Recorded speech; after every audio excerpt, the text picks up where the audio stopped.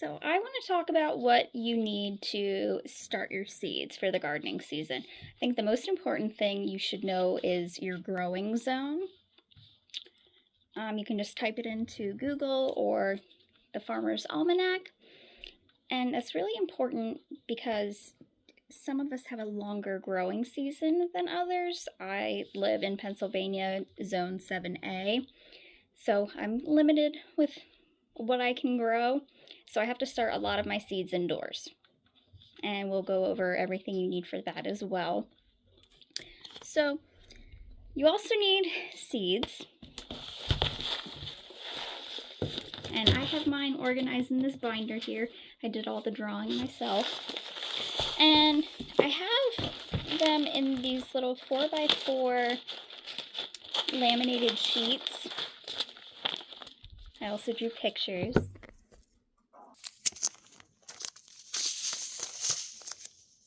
And I have them organized by category. I think it's a really fun way to organize them. Some people just have them in a little box, and that's okay. I find for me this works better just so I can see what I have, and I have a system where if I'm running low on seeds or if I'm out of seeds, I'll just rip a piece of the seed packet off. And also in here, instead of having to take each of these out to find certain information, I took the time to make a little chart for myself to write down the variety, how big I can expect the vegetable or fruit to grow, days to harvest, plant spacing, and the ideal temperature for them to grow in. You can find all that information on the back of the seed packet.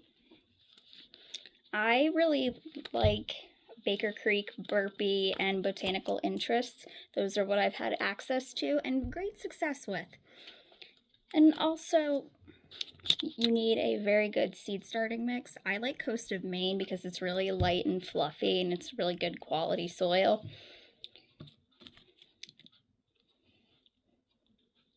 Another thing that's really important to know is your last expected frost date for spring and fall. And that can tell you how long you can expect to have your plants grow. You should also know your last expected frost date for spring and fall, because when you look on the back of the seed packet, it will tell you when to start indoors. Tomatoes, for example, you should start them 6 to 8 weeks before your last expected frost date, because these are a heat-loving crop, and sometimes we have some really cold winters here. I can't just plant them outside. So my last expected frost date for spring this year is May 9th. So a week beforehand, I will take my seed starting tray outside for a couple hours a day just to get the seedlings acclimated to the weather and the wind and any other environmental factors. You don't want to take them outside and put them through plant shock.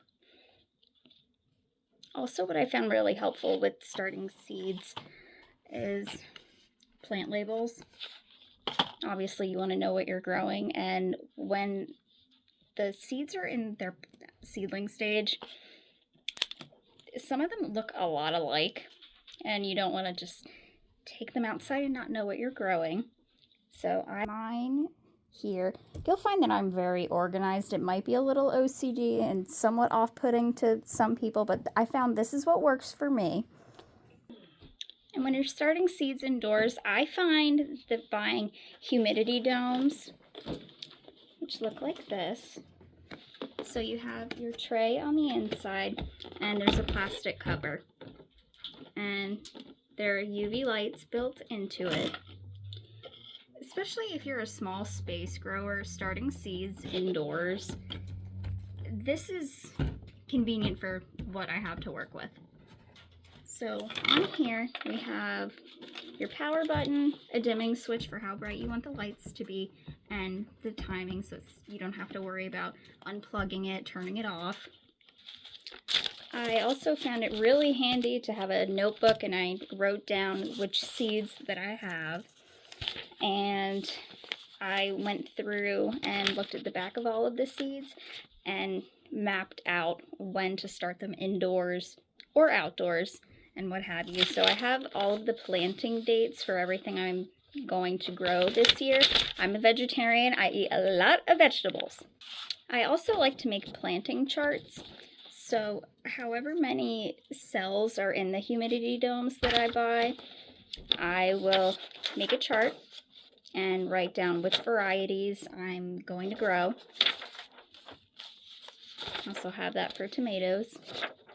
Typically, I do 2 of each variety just in case something happens, the seed doesn't germinate, or if something happens during transplanting and when I take my seeds outside, if a little squirrel decides to dig up the seedling to hide its peanuts, which I find happens a lot, I try to put food as far away from my garden as possible for the squirrels. I think we can all coexist together, but sometimes they like to dig in my raised beds if I don't feed them quickly enough. So in each of the cells for the seed starting trays, I will put 1 seed. Sometimes if I'm running low on space, I will put more than 1 seed in there because you can always thin them out and take them apart when you have to plant them up. When you put the seeds in the seed starting mix, make sure it is moist. Seeds need moisture to germinate. Starting seeds can be a little intimidating. When I first started gardening, my dad and I just had the idea to just start a garden. I had no idea what I was doing. I did absolutely no research. We just went to Home Depot, bought a couple of plants, and threw just any old random soil in the raised bed and hoped for the best. We didn't take into consideration plant spacing or anything. Luckily for us, everything actually just worked out. And then after that, I just fell in love with gardening, and I did so much research. I got a bunch of different books from different thrift shops and watched a lot of YouTube videos just to see what other people do, and eventually you will find what works best for you. I'll try to grow anything. I'm a bit of a seed hoarder. Oh, yeah, you grew pumpkins, you grew watermelon. Last year was my best growing year, and I donated a lot of my produce to the church that my dad and I volunteer at, and everybody just raved about how amazing my tomatoes were.